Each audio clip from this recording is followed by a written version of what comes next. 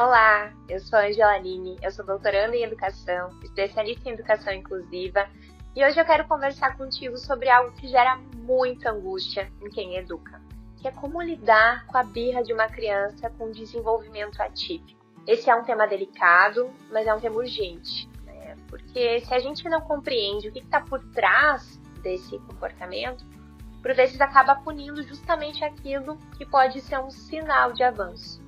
A birra, ela é um marco do desenvolvimento, né? Ela aparece geralmente entre 1 e 4 anos, quando a criança começa a ter os seus desejos próprios, mas ela ainda não sabe lidar com a frustração. É uma resposta emocional imatura, porque o cérebro, né, ainda está aprendendo a regular esses sentimentos. E em crianças com desenvolvimento típico, isso já é desafiador. Agora, tu imagina em crianças atípicas, às vezes com um atraso de linguagem, com uma sensibilidade sensorial aumentada, né? Ou com dificuldade de uma comunicação, de fato, mais efetiva, né? Nesses casos, a birra ela pode ser ainda mais intensa, mais frequente, mais demorada para passar. Mas eu queria que tu tivesse atenção, né, nisso que eu vou te falar. Porque em alguns contextos, a birra é um sinal de conquista. E sim, tu ouviu direito, né? A birra é um sinal de conquista porque ela mostra que a criança está reconhecendo seus desejos, ela está sentindo frustração, ela está tentando expressar isso. Então pode parecer estranho, mas a birra, né, ela é um sinal de avanço, especialmente em crianças que não demonstravam nada antes disso, né?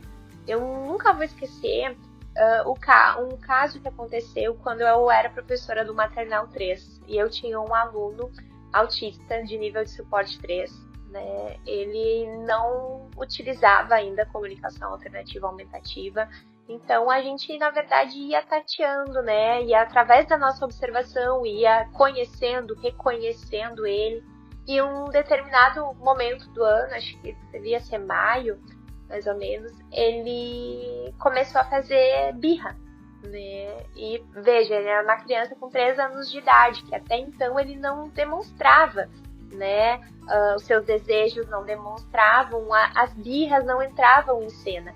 E quando isso aconteceu, eu lembro que eu fiquei muito feliz. E quando a mãe veio buscar ele, eu contei essa cena. E a cena, enfim, que aconteceu, e a mãe me pediu desculpa. Como se ela estava entendendo que eu estava meio que reclamando, né, do que aconteceu. Mesmo eu contando sorrindo, né, a birra não é reconhecida ainda socialmente como um ponto importante do desenvolvimento infantil. Então a gente precisa conversar mais sobre isso, né, espalhar mais esse conhecimento. E eu disse pra ela, não, eu tô te contando isso porque isso é uma coisa muito boa. É pra gente ficar feliz, é pra tu contar pra todo mundo que acompanha ele que isso tá acontecendo. Porque isso fala de um passo muito importante do desenvolvimento dele. Mas agora eu quero te falar passos, né, dicas importantes de como tu pode estar intervindo na prática quando isso acontecer. O número 1 seria tu diferenciar a birra de uma crise, né? Se a criança ela tá num sofrimento intenso, tá percebendo isso, ela tá dando sinais físicos, ela tá suando, tá com uma taquicardia, tá com uma respiração mais ofegante, ela pode estar numa crise sensorial. Porque se for birra, geralmente ela vai responder também à tua presença enquanto adulto, né? E ela pode se acalmar com ajuda. O passo 2, regula sempre antes de ensinar. Na hora do descontrole, não adianta tu ficar falando, não adianta tu querer explicar, não adianta argumentar, nem ameaçar, né? O papel do adulto é conter com o corpo, abaixar, falar com uma voz calma, oferecer segurança. Tu pode até dizer, olha, eu sei que é difícil, mas eu tô aqui.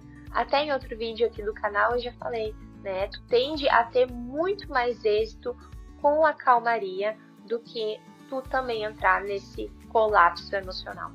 O passo 3 é tu observar o que aconteceu, né? As birras, elas geralmente não são aleatórias. Foi depois do recreio, foi antes do almoço, foi num ambiente muito barulhento, né? Isso te ajuda a prever e a prevenir novas situações. Passo 4, depois que passar tudo isso, a calmaria tiver retornado à cena, dá nome, né? A estrutura. Quando a criança estiver calma, daí é hora de tu nomear, olha, tu ficou brabo porque tu não queria sair com o brinquedo, isso vai acontecer, né? De que outra forma a gente pode pensar da próxima vez? Mesmo que ela não fale contigo, né? É importante tu falar essas coisas para ela, é importante tu incluir ela nesse processo. Porque com o tempo, ela vai começar a reconhecer os sentimentos e ampliar os próprios recursos para lidar com eles. Só que tu, enquanto adulto, precisa favorecer e fornecer essas ferramentas, tá? A birra, ela não é um fracasso da criança, não é um fracasso do adulto. Ela é parte, simplesmente ela é parte desse nosso processo de a gente se tornar alguém no mundo. E quando a gente compreende isso, a gente consegue sair de um lugar de julgamento, sabe? Para entrar na relação. Se esse conteúdo te ajudou, compartilha com quem também educa com intenção. E se tu quiser mais reflexões sobre infância, desenvolvimento, inclusão, se inscreve aqui no canal, curte esse vídeo para que ele chegue mais pessoas, comenta aqui para mim se tu já passou por alguma situação, se tu também tem um exemplo parecido com o que eu dei aqui, contei do meu ex-aluno, tá bom? Me acompanha no Instagram também, @nospelaeducação.